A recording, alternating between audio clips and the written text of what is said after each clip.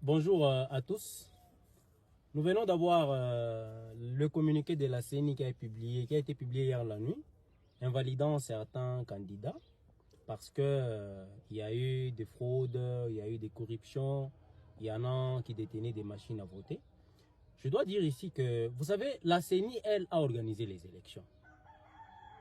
Mais ce sont les candidats, c'est-à-dire des candidats qui sont tellement assoiffés par le pouvoir, obsédés par le pouvoir, qui ont développé l'intelligence pour voir comment ils peuvent frauder, comment ils peuvent acquérir des machines à voter, afin d'avoir ces pouvoirs-là qui ne devaient pas être l'émanation du peuple. Vous voyez. Et aujourd'hui, nous devons nous dire une chose, nous Congolais, nous aimons tellement la corruption, nous sommes tellement plongés dans la corruption, et nous devons comprendre qu'il est difficile de penser le développement avec des antivaleurs comme tels que étayés par la CENI pour certains candidats. Nous devons comprendre une chose aujourd'hui. Si nous voulons que les choses changent dans notre pays, commençons par changer nous-mêmes. Nous devons être des gens qui portent des valeurs. Nous devons être des gens qui se battent pour que les valeurs soient respectées. Des valeurs morales, des valeurs éthiques et tout ce qui va avec.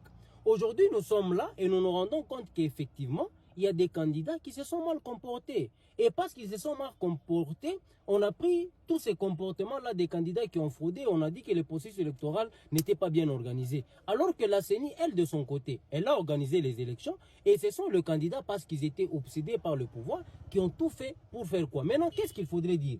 Il faudrait dire à tous ces candidats-là qui ont fraudé, il n'est pas normal, demain, après-demain, quelqu'un qui a fraudé à la CENI, mais demain, après-demain, que nous le retrouvions DG, DGA dans une structure publique. Mais c'est impossible.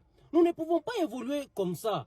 Quelqu'un qui a fraudé, quelqu'un qu'on a retrouvé avec des antivaleurs pendant ces élections ici, c'est pas parce que cette personne l'a fraudé, en guise de récompense, nous devons retrouver cette personne dans une autre institution publique. Non. Quand quelqu'un a fraudé, c'est une mauvaise sémence pour la République.